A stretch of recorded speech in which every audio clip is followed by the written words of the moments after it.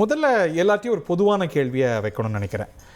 இது வரைக்கும் தமிழ்நாடு அரசியலில் பார்த்த புதிய சக்திகளை விட, திமுக அதிமுக விட்டுருவோம், கடந்த சில டெக்கேட்ஸில் பார்த்த புதிய சக்திகளை விட ஒரு பெட்டர் ஓப்பனிங் திரு விஜய்க்கு இருக்கும் அப்படின்னு எல்லாரும் ஏற்றுக்கிறீங்களா? கண்டிப்பாக. நீங்கள் you sir, Parthiban sir, Pongalur Manikandan sir ஏற்றுக்கிறீங்களா? சார். ஓகே, ஸோ ஒன்று ஒன்றா வரும். மக்கள் நல கூட்டணியோட பெட்டராக இருக்குமா?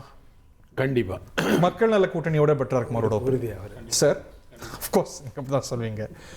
பொங்கலூர் மணிகண்டன் சார் கண்டிப்பாக பெட்டராக இருக்குங்க. பார்த்திபன் சார் உறுதியாக பெட்டராக இருக்கும். ஓகே, பெட்டராக இருக்கும், பல பேருக்கு பெட்டராக இருக்கும். சரி, கமல்ஹாசனுடைய மக்கள் நீதி மையத்தோட பெட்டரா சார்? பெட்டரா sir, Pongalur Manikandan sir?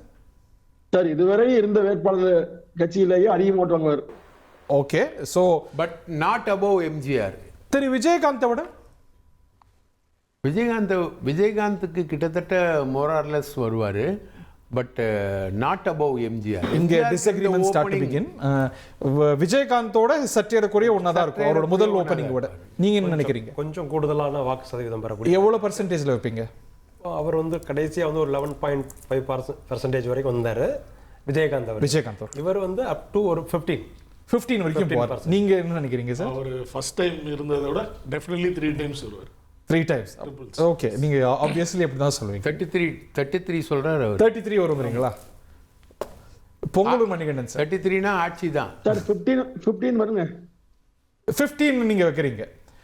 Parthiban sir, விஜயகாந்தோட better ஓப்பனிங்கா இருக்குமா? கண்டிப்பாங்க, பெட்டர் ஓப்பனிங்காக இருக்கும். அவங்க வந்து மினிமம் 10%லேருந்து மேக்ஸிமம் 30-35% வரைக்கும் பெர்ஃபார்ம் பண்ணுறாங்க சில ஏரியாக்களில். அதாவது அவங்களுடைய பேர் மினிமம் அவங்களோட வீக்கஸ்ட் தொகுதிகளில் 10%, அவங்களோட ஸ்ட்ராங்கஸ்ட் அவங்களோட ரேஞ்ச் தொகுதியில் வந்து மினிமம் 10லேருந்து மேக்ஸிமம் 35. 35னா விஜயோட தொகுதியில் தான் இருக்க முடியும் இல்லையா?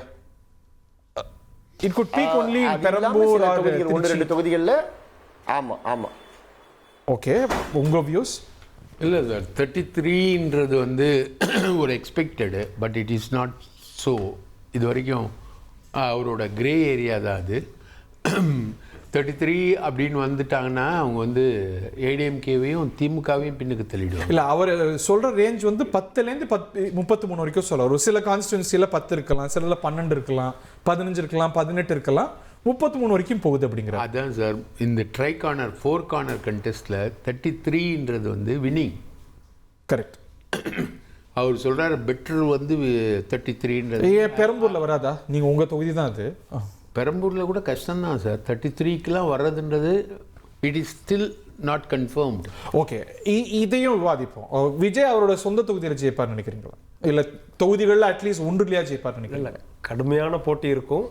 ஆனால் ஜெயிக்கிறாரா அப்படின்றத நம்ம வந்து தேர்தல் முடிவுக்கு பிறகு தெரிஞ்சுக்கிறோம். ஏன்னா 3 கார்னர் கான்டெஸ்டாக இருக்கு. 4 கார்னர். பட் ஆனால் வெற்றியை நெருங்குவார்னு நினைக்கிறீங்களா?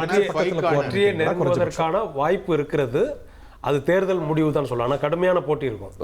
உங்க பதில் தெரிஞ்சது தான், பொங்கலூர் மணிகண்டனுடைய பதில் தெரிஞ்சது தான். ஸோ பார்த்திபன் சட்டை கருத்து கேட்போம். விஜய் அவருடைய தொகுதியில் ஜெயிச்சிருவார். உங்க கொஸ்டின், விஜய் அவருடைய தொகுதிகளில் ஜெயிச்சிருவார் நினைக்கிறீங்களா?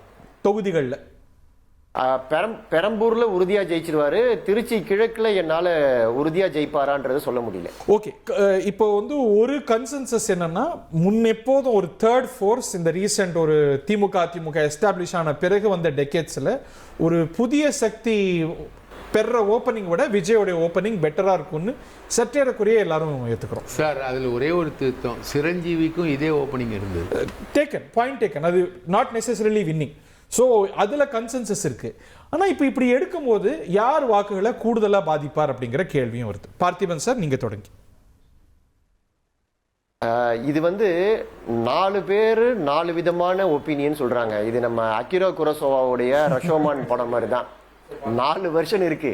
திமுக காரங்க அவங்களுக்கு சாதகமா ஒரு வெர்ஷன் சொல்லுவாங்க, ஏடிஎம்கே அவங்களுக்கு சாதகமா ஒரு வெர்ஷன் சொல்றாங்க, டிவிகே அவங்களுக்கு சாதகமா ஒரு வெர்ஷன் சொல்றாங்க. இது இல்லாம ஒரு 4வது வெர்ஷனும் ஒன்று சொல்றாங்க. ஆனா இந்த 4வது தான் தெரியும்.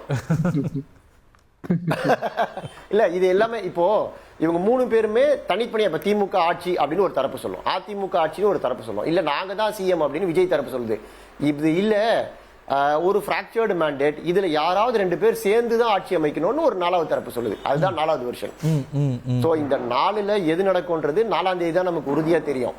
ஆனா இப்போ நமக்கு தெரிஞ்சிருக்கிறது என்ன, ஓட்டு போட்டவங்க கிட்ட எல்லாம் பேசினதுல இருந்து அப்படின்னா, நம்ம எல்லாம் இனிஷியல் டேஸ்ல எதிர்பார்த்ததை இல்ல கணிச்சதை விட அவங்க வந்து பெட்டராகவே பெர்ஃபார்ம் பண்ணியிருக்காங்க. ஃபர்ஸ்ட் எலெக்ஷனுக்கு இது வந்து ரொம்ப நல்ல பெர்ஃபார்மன்ஸ். ஆனா ஆட்சி அமைப்பாங்களா அப்படின்னா அதுக்கான வாய்ப்புகள் ரொம்ப ரொம்ப ரொம்ப ரொம்ப குறைவு. விஜய் சிஎம் ஆவாரா கிங் ஆவாரா அப்படின்னா என்னை பொறுத்த வரைக்கும் அதுக்கு 0.001% கூட கிங் மேக்கரா இருக்கணும்னா கூட he should hold seats இல்ல, அந்த சீட் கன்வர்ட்டபிலிட்டி நிறைய இடங்கள்ல அட்லீஸ்ட் ஒரு 10-15 இடங்கள் இருந்தாதான் you can play the king maker. இப்ப அடுத்து அந்த பாயிண்ட் தான் சொல்லுவாங்க. அதாவது நிறைய இடங்கள்ல அவங்க வந்து நம்பர் 2 பிளேஸ்க்கு வருவாங்க. கிட்டத்தட்ட ஒரு 50-60 தொகுதிகள்ல டிவிக்கே 2வது இடத்துக்கு போகும். அப்போ 3வது இடத்துக்கு சில இடங்கள்ல திமுக 3வது இடத்துக்கு போகுது, சில இடங்கள்ல அதிமுக 3வது இடத்துக்கு போகுது.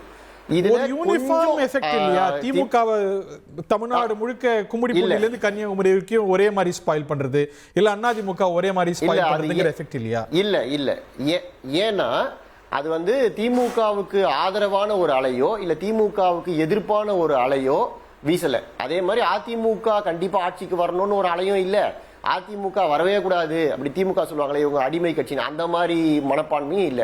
இது ஒரு மாதிரி வேவ் இல்லாத, ஆனா விஜய்க்கு ஆதரவு அப்படின்றது இருக்கு, அது ஒரு பெரிய சுனாமி அளவுக்கு இல்ல.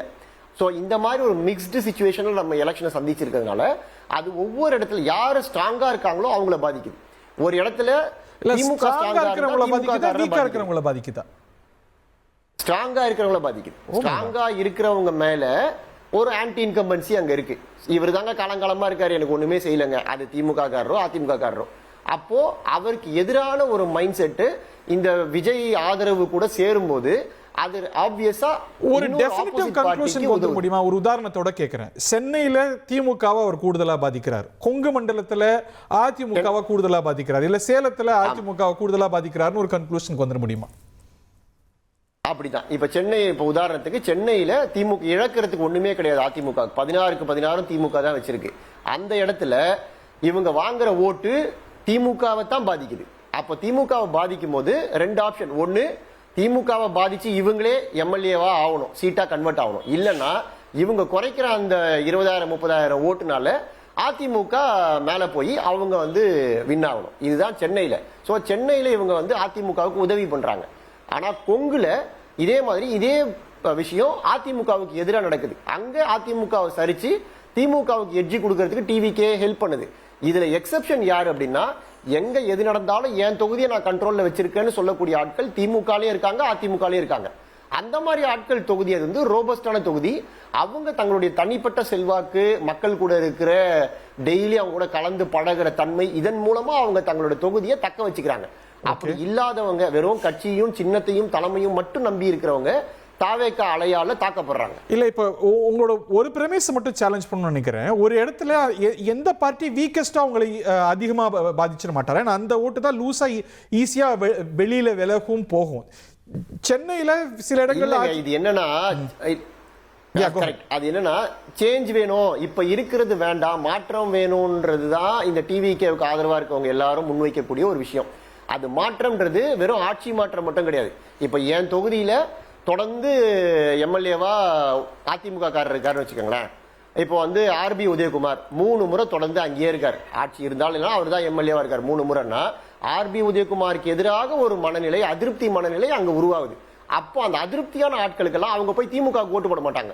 அவங்க காலங்காலமா அதிமுக போட்டாங்க, இப்ப திமுக போட மாட்டாங்கன்னா அவங்களுக்கு ஒரு மாற்றா டிவிகே கிடைச்சிருக்கு. இப்ப டிவிகேக்கு போய் ஓட்டு போடுவாங்க.